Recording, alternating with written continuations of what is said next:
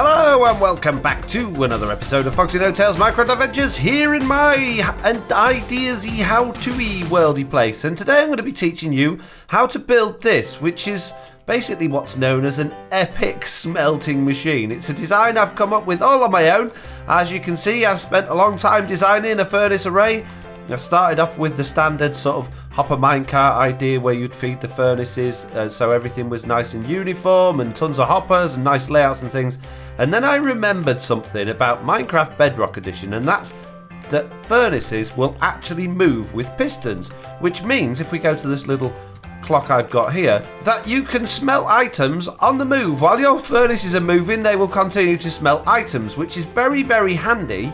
Because that means we don't need half of the hoppers or minecarts or filling stations and crazy stuff going on that we had in all of these ideas. We just need to move the hoppers around. So what I've got here is 3 rows of furnaces. Each row has 41 furnaces, so that's 123 furnaces altogether. A little clock for the timing, some pistons pushing them around like a feed tape, and then we've got some coal input chests, we've got some item input chests for whatever you want to smelt, and then some output chests coming down here. And we've got a lot more hoppers for the output than we have for the input, because this thing is so fast it actually backs up. Even with all these hoppers to take the items out, it completely backs up. So this is what it'll do. 13.5 stacks of items a minute it will smelt, and that's 810 stacks an hour, which is 51,840 items per hour that this will smelt.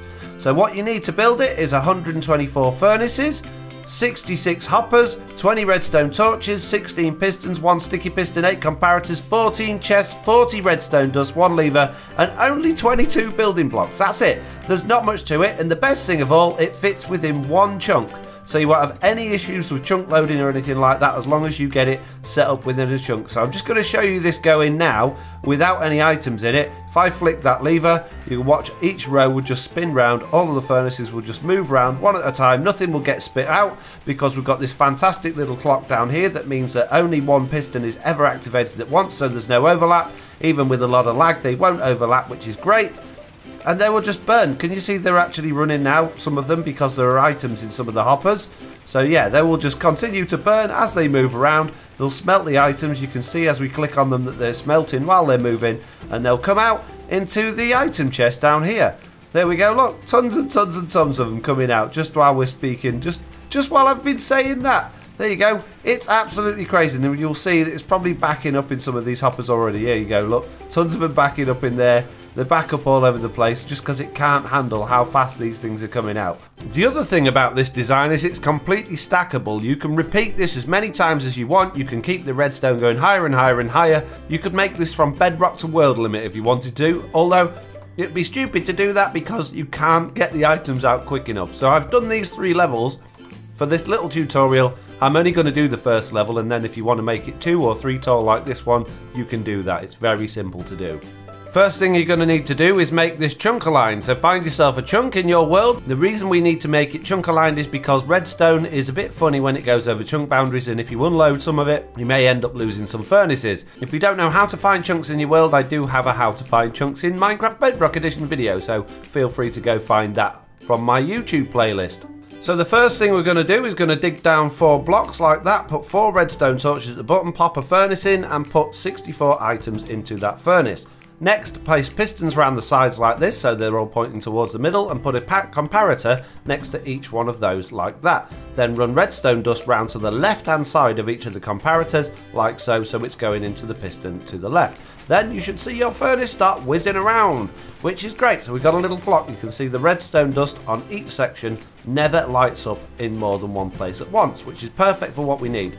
Next, we're going to make this clock on and offable. So we're going to break that redstone dust there, stick a sticky piston there, put a block in front of it, and do some redstone dust coming out of this side and then sort of leading over into this direction. We'll worry about putting a lever on that later to activate it, but if we do, just to show you, if we activate that redstone dust, the clock goes on. If we turn it off again, the clock goes off, so we can start and stop nice and easily. Next, we're going to do our first line of furnaces. So we're going to come in 2 from the side. We'll pop a block down there, And the easiest thing to do is literally just run a load of blocks all the way around so it's 2 away from each edge and make a square, just so you've got something to place the furnaces on top of. We'll get rid of this once we've actually placed the furnaces down.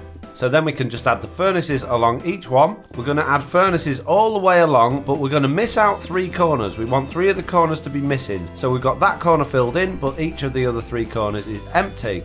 Let's get rid of that redstone dust for now. We're going to put a block there with a standard piston on it. Going to do the same thing here. A block there with a standard piston on it. We're going to do the same thing here. A block there with a standard piston on it. And the same thing here. A block there with a standard piston on it. So this is the only one that's actually touching the furnace. The other ones are all pointing towards the gap. Then we're going to go round and we're going to break that line of building blocks that we added in. There we go, that's gone. So now we're going to get a comparator and we're going to point the comparator into each block like that. You can use a repeater, but a repeater has a bit more of a delay on it, so we'll use comparators for now, and we're then just going to link that up to the redstone clock that we made earlier. You need to make sure that each comparator goes to its own section on here. If the sections link up, it won't work. So bring these across and then just link them up. Try not to overlap any redstone like this here. We do not want that overlapping. That's for our on and off button. So that's pretty much it. Let's take a chest. We're going to put our output chest here. If you're only doing one line of this, you can put the chest 1 block back, but just in case you want to use it in the future, you've got hoppers there you can drop into. And I would advise trying to go to the chest from all sides, so you've got hoppers pointing in it from 1, 2, 3, 4 sides. So that's the output chest. Then we're going to do the input chest. The input has to go above the furnaces, so we'll put that like that, and then we'll put the chest there just so it's easier to access. But the coal goes into the front of the furnaces, so we can just put those there, and then we can put the chest like that. If you want to do what I did and have a spare set of hoppers there so you can put shulker boxes on there, then go ahead. You've already got those there, and you can do that there as well. That is pretty much it. If we then put our block there and our lever on that block like so, that should hopefully start going round, which it is doing. That's our first row done.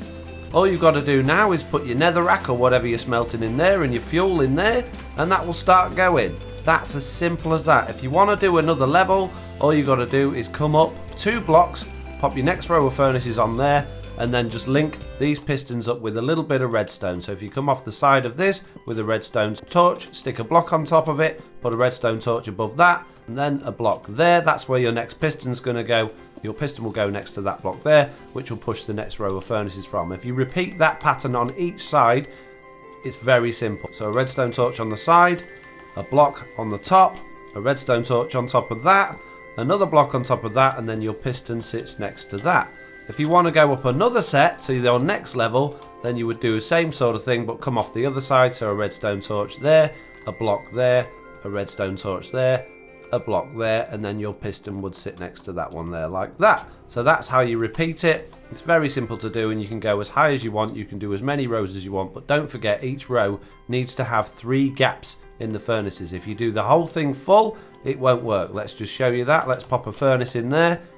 Let's pop another one in there, and let's go over to this corner there, and let's turn the clock on, and you'll see it will spit furnaces out in the corners because it can't do it. So we've lost a furnace there, and we've lost one there, and we've lost one there as well.